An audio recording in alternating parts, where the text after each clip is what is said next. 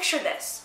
You wake up exhausted, shutting yourself to your class just so that you can fall asleep during your professor's lecture, go to work, go home to finish your homework, and then go to bed super late or super early in the morning.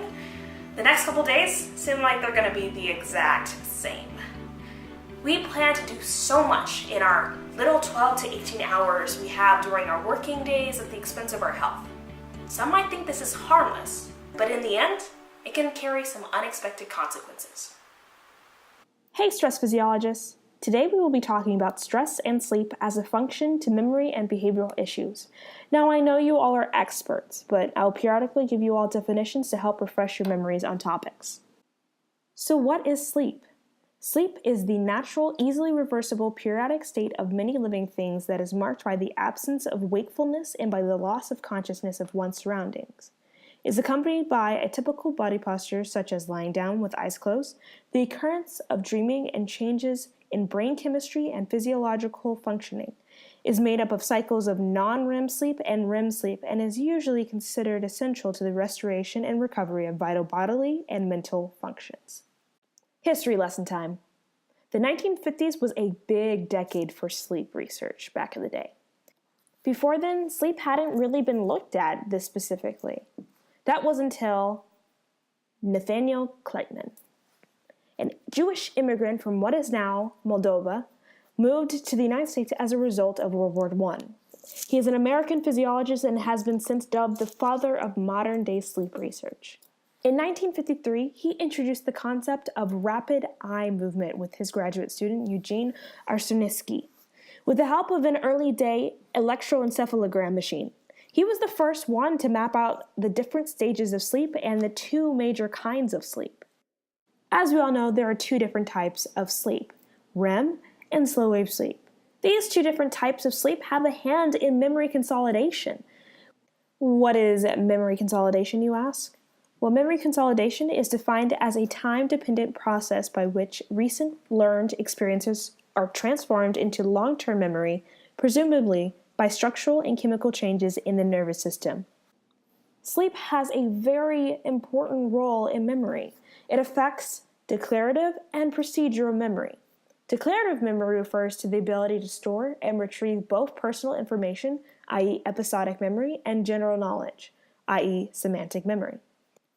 Procedural memory is defined as the memory system in charge of encoding, storage, and retrieval of procedures rather than episodes that underlie motor, visuospatial, or cognitive skills. This type of memory is usually associated with long-term memory. Slow-wave sleep is associated with benefiting declarative memory, while REM is associated with benefiting procedural and emotional memories that are involved in the amygdala functions. But we haven't even started talking about stress. There are a lot of factors that come into play when we talk about sleep. Physiologically speaking, when we enhance glucocorticoids in the blood while slow-wave sleep is occurring, that declarative memory consolidation is inhibited. But you don't see any effects in the procedural portion of the memory. The reason you see an inhibition of the declarative memory consolidation is because this type of memory is associated with hippocampal dependent, while the procedural memory consolidation is hippocampal independent. When you increase cortisol during REM, you see an impairment of declarative memory consolidation and an enhancement of amygdala-dependent emotional memory. There needs to be a pituitary adrenal inhibition during slow-wave sleep in order for us to have adequate declarative memory consolidation. During the early stages of sleep, cortisol is released and is suppressed at a minimum, then gradually builds up as the night goes on. It's very likely that when we are stressed, the higher the cortisol in the earlier stages of the sleep will cause an inhibition of declarative memory consolidation, meaning those who have higher cortisol earlier in slow-wave sleep will most likely see problems with their factual and episodic memory, which suggests that abnormal high levels of cortisol or overactivity of the pituitary adrenal system could cause memory loss. There can be some complications when you don't get enough sleep. Let's talk about sleep deprivation. Sleep deprivation is highly prevalent in today's society due to longer, earlier work hours. According to the National Commission on Sleep Disorder Research, total sleep time in America has decreased by 20%. The U.S. National Highway Traffic Safety Administration estimates that 100,000 motor vehicle accidents annually are consequences of driver drowsiness or fatigue. Which brings some truth to this statement: driving while you're tired can be as dangerous as driving drunk.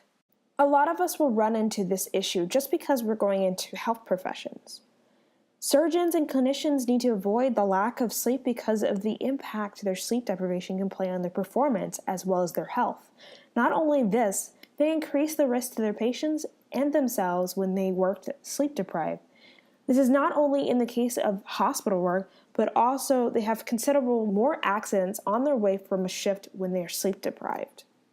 Back in 1964, a high school student in San Diego, California, actually stayed awake for 11 days and 25 minutes. I don't know why you would want to do this, but he did. He broke the record for the longest time a human has gone without sleep. But this is something that is very dangerous, and not everyone should do. Actually, nobody should do. And in 2007, Tony Wright, on May 25, 2017, exceeded Randy Gardner's feat by not sleeping for 11 days and a half.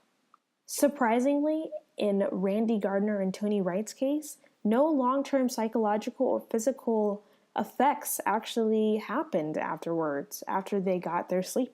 Although throughout the process, there was a lot of issues with his mood, his coordination, his memory. He started hallucinating after 5 days. An example of his memory loss is when on the 11th day, they asked him to subtract 7 repeatedly. He starting with 100 and stopped at 65. They asked him why he stopped, and he replied he had forgotten what he was doing. This is a great example of why you need sleep. Memory is closely linked with that, and the stress of not getting sleep can cause some serious cognitive psychological issues.